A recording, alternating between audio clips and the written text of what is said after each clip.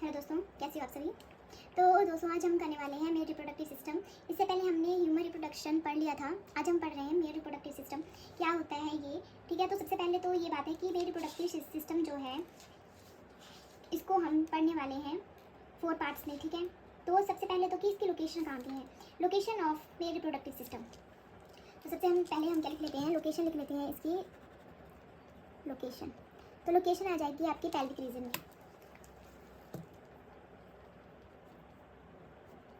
Location आ गई pelvic region. अब मैंने बोला कि हम जो आपका मेल सिस्टम है इसको हम जो है वो 4 पार्ट्स में पढ़ने वाले हैं। तो इसके जो 4 पार्ट्स हैं वो आ जाएंगे आपके टेस्टिस, ठीक है, accessory duct, accessory glands and external genital. तो सबसे पहले जैसे कि हम इनको डिवाइड कर लेते हैं। पहले वेट, इसको 4 पार्ट्स में डिवाइड कर लेंगे हम मेल रिप्रोडक्टिव सिस्टम को। ओके, ऐसे सबसे पहले तो आ गई आपकी टेस्टिस आ गई। फिर दूसरे नंबर पे आपका आ जाएगा accessory duct,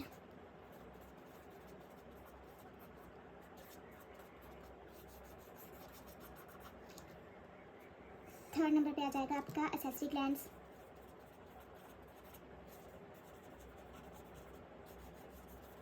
and fourth number पे आपका आ जाएगा एक्सटर्नल जेनिटल।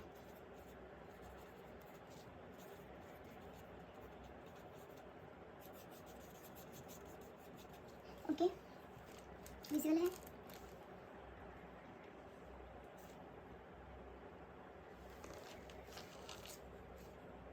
ओके, ठीक है, आ गया आपका एक्सटर्नल जेनिटल। अब है जो आपकी असेसरी डक्ट है, इसमें आपके पास फर्दर भी आ जाएंगे, फर्दर इसके पार्ट्स आ जाएंगे। ठीक है, तो इसको हम कर लेते हैं अपने फोर पार्ट्स में डिवाइड। और वैसे ही आपकी जो असेसरी ग्लैंड्स हैं वो भी फर्दर डिवाइडेड हैं। ओके, तो सबसे पहले जो आपके पास असेसरी डक्ट है उसमें आ जाएगी आपकी रेटी टेस्टिस, फिर आ जाएगा वैशा फ्रेंसिया,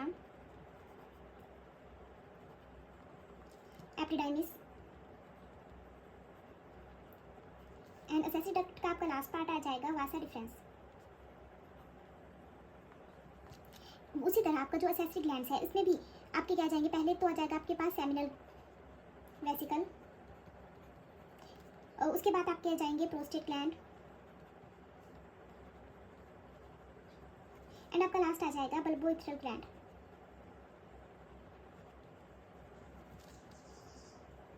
अगर आपकी बात की जाए कि ये कितने नंबर्स में होंगे, क्या ये एक एक ही प्रेजेंट होगा या दो या तीन, ठीक है, कितने होंगे, तो आपका जो सेमिनल वेसिकल है वो 2 नंबर में प्रेजेंट होगा, प्रोस्टेट ग्लैंड एक ही होगा, और बल्बोइथ्रल जो है वो 2 नंबर होंगे। ओके, ये हम पढ़ेंगे। टेस्टिस हम अकेले पढ़ रहे हैं, ठीक है, उसके बाद असेसरी डक्ट पढ़ेंगे, उसके बाद असेसरी ग्लैंड्स पढ़ेंगे, और उसके बाद हम पढ़ेंगे एक्सटर्नल जेनिटल। ठीक है, तो टेस्टिस के बारे में हम पहले पढ़ते हैं। ठीक है, तो टेस्टिस अगर आपसे पूछा जाए तो टेस्टिस कितने नंबर में होती हैं ह्यूमंस में प्रेजेंट, इसके मेल्स या मेल्स में कितने नंबर में होंगी, 2, मतलब 1 पेयर प्रेजेंट होगा, 2 नंबर होंगी। ये टेस्टिस जो है वो आपकी कितनी होंगी, 2 होंगी टेस्टिस। ओके, और इसको जो आपकी टेस्टिस हैं, क्या लिखती हूँ मैं फिर से, एक मिनट, ये लिखा मैंने टेस्टिस।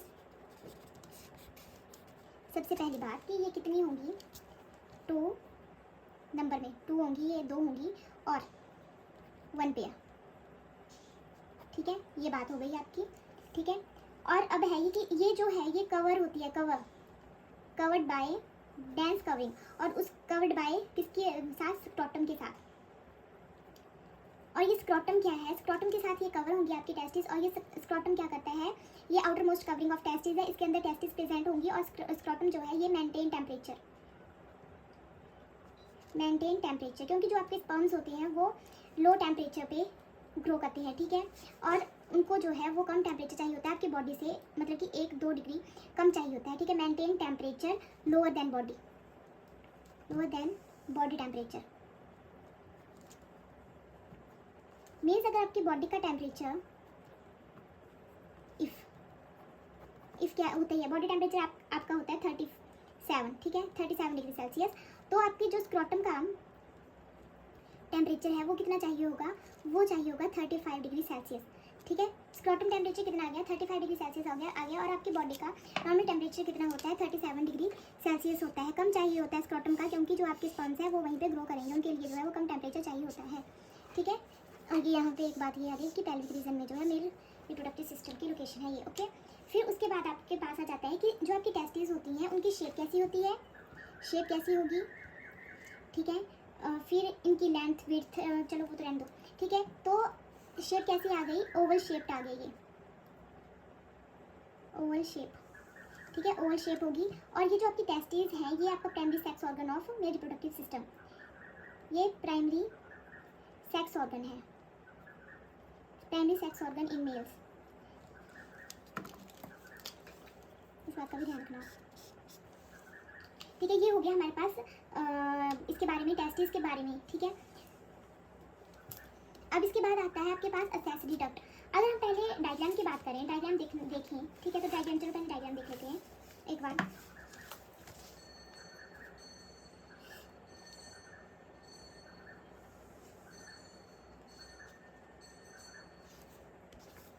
सी अच्छे से दिखाई दे रहा होगा अगर आपको, ठीक है।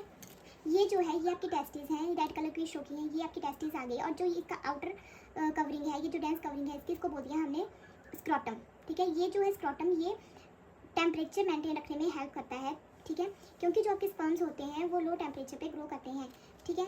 तो ये आ गया आपका टेस्टिस और इसमें आ गया आपके स्क्रॉटम, ठीक है। अब आपके पास ये है, देखो मेल रिप्रोडक्टिव सिस्टम है ये भी। ये टेस्टिस आ गया आपके पास, टेस्टिस एक को ओपन करके दिखाया गया है, ठीक है। इसमें देखो टेस्टिक्युलर लोब्यूल्स हैं जिनको अब हम पढ़ेंगे, एक मतलब कि, ठीक है, 250 टेस्टिक्युलर लोब्यूल्स जो होते हैं वो प्रेजेंट होते हैं ईच टेस्टिस में। एक टेस्टिस में 250 टेस्टिक्युलर लोब्स प्रेजेंट होंगे, ठीक है। और अगर बात की जाए कि दोनों टेस्टिस में कितने होंगे, तो मल्टीप्लाई 2 तो 500 आ जाएंगे आपके टेस्टिक्युलर लोब्यूल्स, ठीक है। और जो आपकी टेस्टिक्युलर लोब्यूल होते हैं उनके अंदर सेमिनिफेरस ट्यूब्यूल की बात की जाए तो 1 to 3 प्रेजेंट होते हैं, ठीक है। तो सबसे पहले आपके पास आ जाएगी रेटी टेस्टिस, ये टेस्टिस आ जाएंगी। उसके बाद वासा एफ्रेंशिया आएगा, फिर एपिडाइमिस आएगा। आफ्टर दैट आपका जो है वो आ जाएगा वासा डिफरेंस, ठीक है। ये हो गया आपके पास मेल रिप्रोडक्टिव सिस्टम का डायग्राम, ठीक है। तो हमारे पास आ गया कि आपके पास कितने टेस्टिक्युलर लोब्यूल्स प्रेजेंट होंगे, 250 टेस्टिक्युलर लोब्यूल्स जो हैं वो प्रेजेंट होंगे इन ईच टेस्टी। एक टेस्टिस में कितने प्रेजेंट होंगे, 250 लोब्यूल। और सेमिनिफेरस ट्यूब्यूल की बात की जाए तो हर एक टेस्टिक्युलर लोब्यूल में कितने सेमिनिफेरस ट्यूब्यूल प्रेजेंट होंगे, 1 और 3, मतलब 1 2 3 हो सकते हैं, ठीक है, प्रेजेंट हो सकते हैं। जो आपका सेमिनिफेरस ट्यूब्यूल होगा,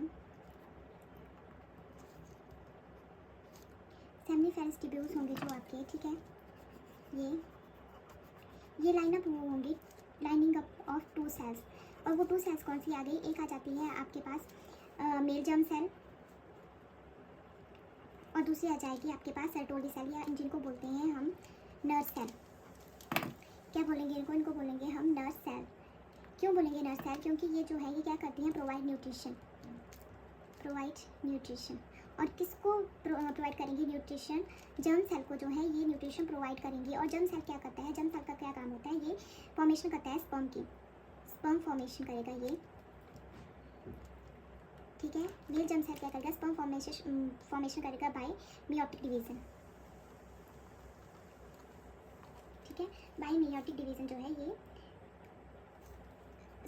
फॉर्मेशन करेगा स्पर्म की, ठीक है। और इसी में अगर आपसे पूछा गया जाए कि एंड्रोजन जो हार्मोन तो उसको कौन सिक्रीट करता है, तो उसको जो है सिक्रीट करते हैं आपके लीडिंग सेल्स, जिनको इंटरस्टिशियल सेल भी बोला जाता है। यहाँ लिख देती हूँ मैं, इंटरस्टिशियल सेल क्या करते हैं, सिक्रीट एंड्रोजन। इंटरस्टिशियल सेल को हम क्या बोलते हैं, इनको बोलते हैं हम लीडिंग सेल्स, ठीक है, लीडिंग सेल भी इनको बोला जाता है। यहाँ ये हो गया हमारे पास टेस्टिस के बारे में। आई होप आपको समझ में आ रहा होगा कि मैं क्या बोल रही हूँ। नेक्स्ट है हमारे पास एक्सेसरी डक्ट, जिसमें कि हमने पहले बोला था कि हमने इसको जो है 4 पार्ट्स में देखा था, rete testis, vasa efferentia, epididymis and vasa deferens. अब ये क्या है, ये हमारे पास जो कि स्पर्म की फॉर्मेशन हमने टेस्टिस में देखी, अब उसका पाथवे कि कहाँ से कैसे कहाँ जाएगा, आउटसाइड द बॉडी कैसे आएगा, ठीक है। तो सबसे पहले हमें पता है कि जो आपका स्पर्म है वो उसकी फॉर्मेशन कहाँ पे हुई, उसकी फॉर्मेशन हुई टेस्टिस में। और टेस्टिस में कहाँ पे हुई, टेस्टिस में हुई सेमिनिफेरस ट्यूब्यूल में। ठीक है, तो ये है हमारे पास डायग्राम। तो सबसे पहले कहाँ पे हुई सेमिनिफेरस ट्यूब्यूल इन टेस्टिस, यहाँ पे हो गई आपकी स्पर्म की फॉर्मेशन। उसके बाद वो कहाँ जाएगा, उसके बाद जाएगा रेटी टेस्टिस में, आफ्टर दैट जाएगा वासा एफ्रेंशिया, उसके बाद जाएगा एपिडिडाइमिस में, उसके बाद वास डिफरेंस में। अब देखो यहाँ पे वास डिफरेंस भी है और वासा एफ्रेंशिया भी है, तो आप देखोगे कि जो डिफरेंस है वो बाद में आ रहा है और एफ्रेंशिया जो है वो पहले आ रहा है। इस बात का आपको ध्यान रखना है। ठीक है, ओके, ठीक है, वासा एफ्रेंशिया पहले आ रहा है, वासा डिफरेंस बाद में आ रहा है। तो क्या पाथवे होगा, पहले तो सेमिनिफेरस ट्यूब्यूल में वो बना स्पर्म, उसके बाद वो बाहर आया, फिर वो आया रेटी टेस्टिस के पास, उसके बाद वासा एफ्रेंशिया के पास, उसके बाद एपिडिडाइमिस के पास, उसके बाद वासा डिफरेंस के पास, उसके बाद जाएगा आपके पास यूरेटर के पास, उसके बाद जाएगा यूरिनरी ब्लैडर के पास, यूरिनरी ब्लैडर से होता हुआ वो जाएगा इजैकुलेटिंग डक्ट में, उसके बाद यूरेथ्रा में जाएगा और उसके बाद जाएगा पेनिस में, और आफ्टर दैट वो आउटसाइड द बॉडी हो जाएगा। ठीक है, तो ये हुआ आपका पाथवे ऑफ स्पर्म। तो इसको हम डायग्रामेटिकली देख लेते हैं, मतलब कि वैसे वहाँ पे टेबल की फॉर्म में देख लेते हैं, वहाँ यहाँ पे डायग्राम में तो ये दिखा हुआ है, यहाँ पे आपने देख लिया। ठीक है, ठीक है, यहाँ पे आपने देख लिया। कहाँ से स्टार्ट हुआ, सेमिनिफेरस ट्यूब्यूल में फॉर्मेशन हुई है स्पर्म की, और सेमिनिफेरस ट्यूब्यूल कहाँ पे प्रेजेंट होंगे, इन टेस्टिस में प्रेजेंट होंगे। ठीक है, तो सबसे पहले कहाँ पे हुआ seminiferous tubule,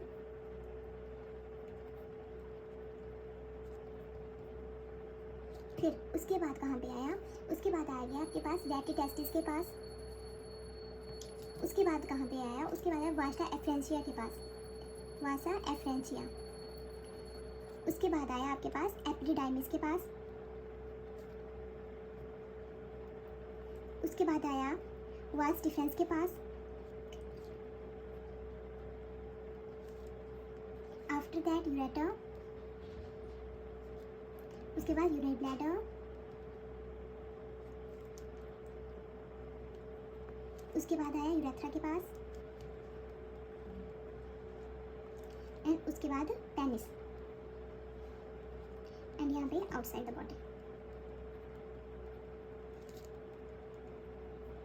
okay, seminiferous tubule से स्टार्टिंग हुई, यहाँ से स्टार्ट हुआ। आफ्टर दैट आपके पास रेटी टेस्टिस के पास गया, वासा एफ्रेंशिया के पास गया, एपिडिडाइमिस के पास गया, वास डिफरेंस के पास गया, यूरेटर के पास गया, यूरिनरी ब्लैडर के पास गया, urethra, and then penis, and after that outside the body.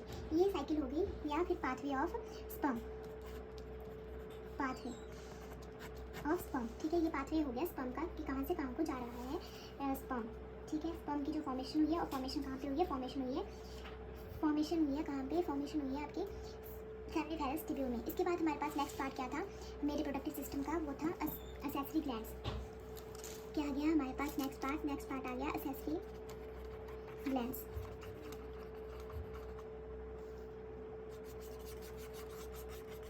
ये भी इनको भी फर्दर डिवाइड किया गया था, किस में डिवाइड किया था हमने, रिमाइंड करो, सेमिनल वेसिकल, उसके बाद आ गया आपके पास प्रोस्टेट ग्लैंड, उसके बाद आ गया आपके पास बल्बोयूरेथ्रल ग्लैंड। और कितने नंबर में प्रेजेंट होंगे, ये 2, ये 1 और ये 2। ठीक है, और जो आपका बल्बोयूरेथ्रल ग्लैंड है उसका क्या फंक्शन होता है, और जो आपका प्रोस्टेट ग्लैंड है उसका क्या फंक्शन होता है। ठीक है,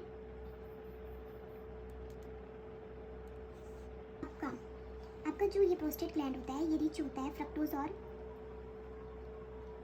प्लस कैल्शियम से। ठीक है, और जो आपका बल्बोयूरेथ्रल ग्लैंड होता है ये क्या करता है, ल्यूब्रिकेशन, हेल्प करता है ल्यूब्रिकेशन ऑफ पेनिस। ठीक है, और इसको क्या बोला जाता है, इसको बोला जाता है कॉपर्स ग्लैंड। ठीक है, इसको कॉपर्स ग्लैंड भी बोला जाता है।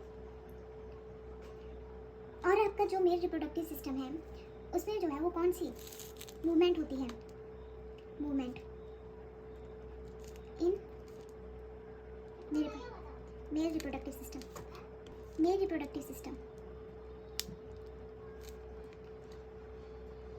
इसमें जो है तो आपकी होगी पेरिस्टेलिक मूवमेंट। क्या होगी, पेरिस्टेसिस मूवमेंट जो है वो इसमें होगी। और कहाँ पे होती है पेरिस्टेसिस मूवमेंट, वो होती है आपके इसोफेगस में। तो 2 जगह पे जो है वो पेरिस्टेसिस मूवमेंट हो रही है ह्यूमन की बॉडी में, मतलब कि मेल की बॉडी में। ठीक है, ये बात यहाँ पर ध्यान में रखोगे। यहाँ तक क्लियर हो गया। ठीक है। ये आ गया आपके पास असेसिक ग्लैंड्स के बारे में। अब एक रहा हमारे पास, वो है एक्सटर्नल जेनिटल। ये भी लिख देती हूँ। क्या गया हमारे पास आपका नेक्स्ट एक्सटर्नल जेनिटल। ये क्या है, ये है हमारे पास एक्सटर्नल ऑर्गन जो होंगे। तो एक्सटर्नल जो है वो आ जाएगा आपके पास पेनिस, और इसको क्या बोलेंगे, ग्लैंस पेनिस। और इसके ऊपर कैसी होती है, फोरस्किन प्रेजेंट होती है। ये आ गया आपके पास एक्सटर्नल जेनिटल के बारे में। ठीक है, आई होप आपको समझ में आया होगा। एक बार फिर से कर लेते हैं। ठीक है। तो क्या था, हमने किया था स्टार्ट मेल रिप्रोडक्टिव सिस्टम, और लोकेशन कहाँ पे होती है, किसकी होती है, पेल्विक रीजन में। मेल रिप्रोडक्टिव सिस्टम को हमने जो है वो 4 पार्ट्स में डिवाइड किया, testis, assessee duct, assessee glands and external genital. External genital को हमने बोला ग्लैंड्स पेनिस भी बोला जाता है। ठीक है। अब जो है टेस्टिस है वो क्या होती हैं, असेसी डक्ट के भी आगे भी पार्ट्स हैं, जैसे कि रेटी टेस्टिस है, वास एफ्रेंशिया है, एपिडाइमिस है, वास डिफरेंस है, असेसी ग्लैंड्स आ गया आपके पास, seminal vesicle, prostate gland, bulbourethral gland and. ठीक है। अब हमने स्टार्ट किया था टेस्टिस। तो जो टेस्टिस हैं वो क्या है, प्राइमरी सेक्स ऑर्गन्स हैं इन मेल, और ये कितने नंबर्स में प्रेजेंट होगी। अगर आपसे पूछा जाए how many number of testis present, then आप 2 बोलोगे, और पेयर पूछा जाए तो 1 पेयर प्रेजेंट होता है। कवर्ड होता है ये स्क्रॉटम के साथ, और स्क्रॉटम क्या है, वो आपके बॉडी टेम्परेचर को मेंटेन रखने में हेल्प करता है। मतलब कि बॉडी का टेम्परेचर ना करके टेस्टिस के टेम्परेचर को जो है वो मेंटेन रखता है, क्योंकि जो टेस्टिस का टेम्परेचर है वो लोअर होता है एज योर बॉडी टेम्परेचर। अगर बॉडी का टेम्परेचर 37 डिग्री सेल्सियस है तो आपकी स्क्रॉटम का टेम्परेचर जो है 35 डिग्री सेल्सियस होगा, मतलब 1 to 2 कम होगा, वो डिग्री कम होगा। और शेप कैसी होती है टेस्टिस की, वो होती है ओवल शेप्ड होती है, और 250 टेस्टी ट्यूबुलर लोब्यूल्स जो है वो प्रेजेंट होंगे इन ईच टेस्टिस। मतलब कि एक टेस्टिस में 250 ट्यूबुलर्स जो है वो प्रेजेंट होंगे। और आपकी जो स्पर्म की लोकेशन है, स्पर्म कहाँ पे बना है, स्पर्म की फॉर्मेशन जो है वो सेमिनिफेरस ट्यूब्यूल में हो रही है, और सेमिनिफेरस ट्यूब्यूल में कहाँ हो रही है, मेल जर्म सेल में हो रही है। जो आपका सेमिनिफेरस ट्यूब्यूल है उसको हमने 2 सेल्स में डिवाइड किया हुआ है, एक मेल जर्म सेल आ गया और एक आ गया आपके पास सेटोली सेल। अब ये जो सेटोली सेल है, ये इनको नर्व सेल बोला जाता है। अब नर्व सेल क्यों बोला है, क्योंकि ये जो है ये न्यूट्रिशन प्रोवाइड करती है। किसको न्यूट्रिशन प्रोवाइड करी है, ये न्यूट्रिशन प्रोवाइड कर रही है आपकी जर्म सेल को। जर्म सेल बना रही है आपका sperm formation by meiotic division, और आपकी लीडिंग सेल और इंटरस्टिशियल सेल भी है जो कि सिक्रीशन करते हैं आपके एंड्रोजन हार्मोन की। ठीक है, यहाँ तक क्लियर है आपको टेस्टिस के बारे में। अब इसके बाद आता है आपके पास असेसिक डक्ट। असेसिक डक्ट में आते हैं आपके रेटी टेस्टिस, वास efferentia, epididymis and vas deferens. अब ये है पाथवे की, पाथवे कहाँ से स्पर्म की फॉर्मेशन हो रही है और कहाँ पे वो जाके कहाँ पे वो बाहर आ रहा है, कहाँ से वो बाहर आ रहा है। तो ये कहाँ से स्टार्ट हुई प्रोसेस और कहाँ पे खत्म हुई, ये आप यहाँ पे देख सकते हो। इसको हमने यहाँ पे समझ लिया है। उसके बाद है असेसरी ग्लैंड्स। असेसरी ग्लैंड्स में हमने देख लिया कि जो seminal vesicle, prostate gland, bulbourethral gland है, इनकी क्या फंक्शन है और क्या इंपॉर्टेंस है इनकी। उसके बाद है कि मूवमेंट, जो मेल रिप्रोडक्टिव सिस्टम है इसमें कहाँ पे कौन सी मूवमेंट हो रही है, इसमें हो रही है पेरिस्टालिसिस मूवमेंट हो रही है। पेरिस्टालिसिस मूवमेंट के थ्रू जो है वो आपके स्पर्म बाहर आ रहे हैं outside the body. External genital में आपके पास आ जाएगा पेनिस एंड ग्लैंड्स। पेनिस किसको बोला जाता है, इसके ऊपर जो है वो फोरस्किन प्रेजेंट होती है। यहाँ तक क्लियर हो गया। ठीक है। और जो आपकी पेरिस्टालिसिस मूवमेंट है वो कहाँ पे होगी, ये होगी आपके वास डिफरेंस में। वास डिफरेंस में जो है वो पेरिस्टालिसिस मूवमेंट होगी। ठीक है, आई होप आपको यहाँ तक समझ में आया होगा। ठीक है, थैंक यू।